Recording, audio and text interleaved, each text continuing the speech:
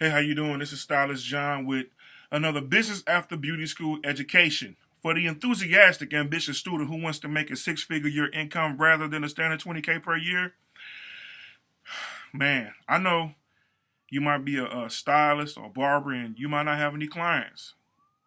So on today, I'm going to talk about some tips and tools that's going to help fill your chair, fill with clients. Okay.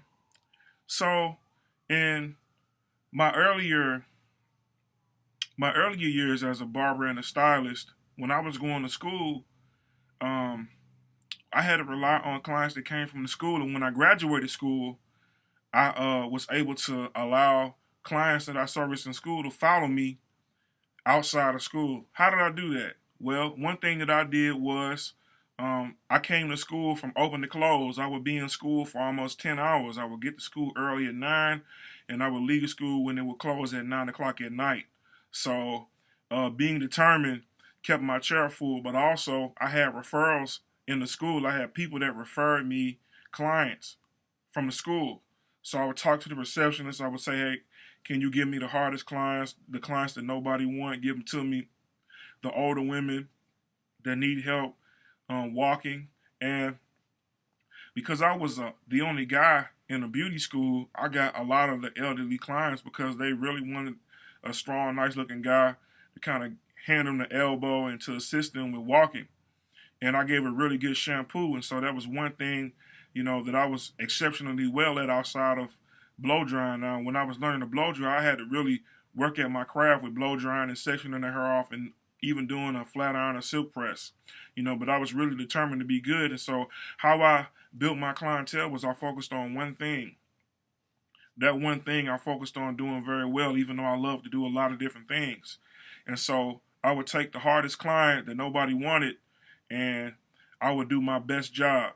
And when I would do my best job, I would tell the client, can you tell a few other people? And I would pass out my business cards while I was in school. And while I was in school, I kept a note card of my consultations. I still have my note cards. I got about 200 note cards right here. And on the note card, I have name, contact, email, service I provided, the date, what I did to the person's hair, what type of hair color they like, if they got hair color, what type of chemical service they got. I kept all the information. And the reason why I kept the information is because in the consultation is one of the most important things that you determine when you first greet a client.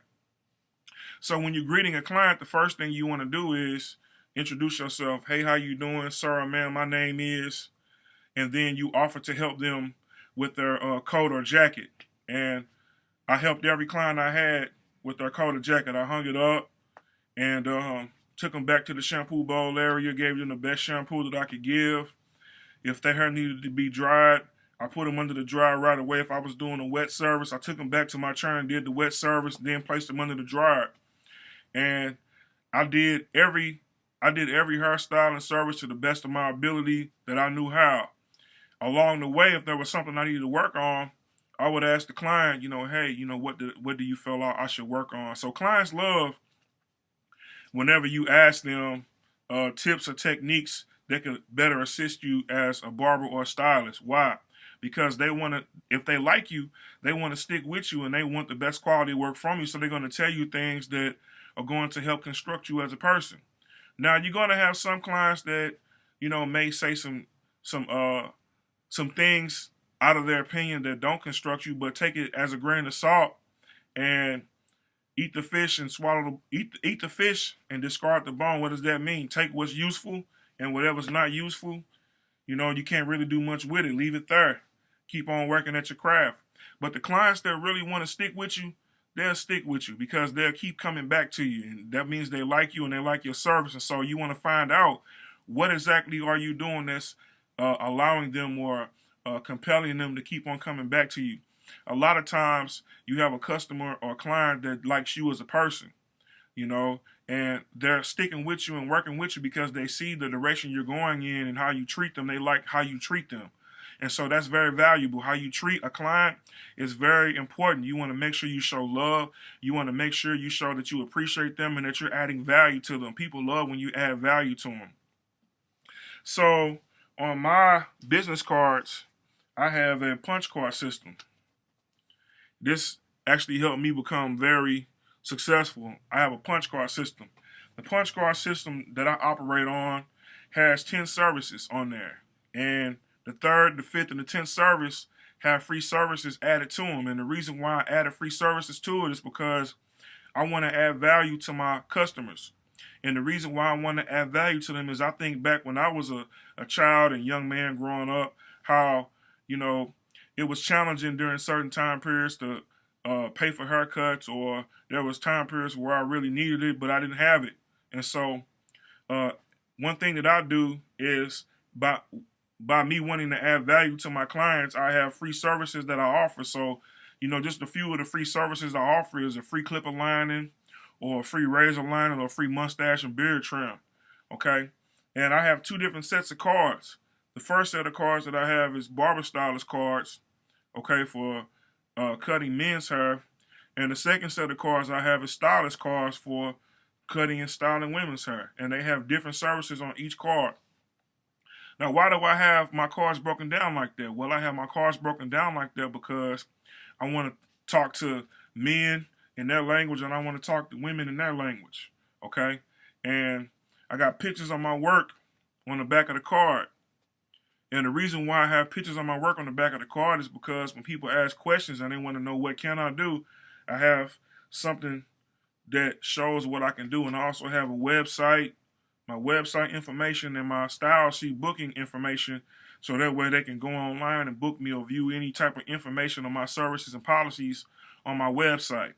Okay? It also helps with drawing traffic. So a good rule of thumb is, if you want to be successful, you want to make sure that you get up early. You want to make sure that you tell people about what it is that you do. Okay? A good rule of thumb that you want to do is you want to write down what you love about your business, and you want to write down what you don't love about your business. You want to write down weekly goals. You want to write down what you like about your goals. And after every customer, you want to make sure you do a survey of the ones that keep on coming back to you, because you want to find out how you can make yourself better. Okay? Why do you want to make yourself better? Well, personal development is key in this industry. Okay? The better you are, the better your service is. And most of all, you want to make sure you love what you do. In developing the clientele, you got to go up and get them. Okay? You got to get out there and get them. Okay? You can't be afraid to talk with people. Early on, when I was first starting out as a barber and stylist, I used to be afraid to talk to people about what it is that I was doing. Why? Because I didn't want to seem like a bugaboo. But anything you love to do, you have no problem talking about. So I don't have a problem walking up to a group of young ladies and talking about sew-ins, especially if I see one has a sew-in, one has a quick weave. How long did it take for your sewing? Or young lady, how long did it take for your quick weave? I don't mind talking about these things. What type of hair did you use? I have an interest in this. So I can talk about hair all day because I love hair, period. Whether it's barbering or styling or braiding or whatever. I like talking about different haircuts and styles because it's one of the things that I love to do. So being a great conversationalist will help you get clientele, and also just loving what you do.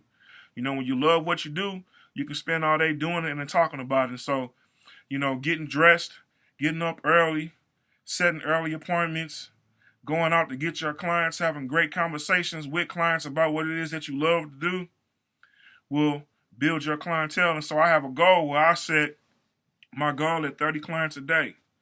I want to go out and I want to talk to at least 30 people a day about what it is that I do. And I want to talk to them about the services and show them what it is that I do. Okay?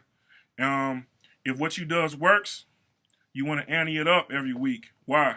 Because you want to build. Okay? Whatever doesn't work, you want to try to figure out what doesn't work, try to make it better. And after this video, I definitely want you to take notes, and I want you to implement these tools and techniques, because these are some things that are working for me. All right, and I definitely want it to work for you. I'm Stylist John. Thank you for tuning in to I Can Get You Fly TV show, where you tune in for business after beauty school education. For the enthusiastic, ambitious student that wants to make a six-figure income rather than the standard 20K per year, we're talking about how to get clientele. All right, I want to see you win.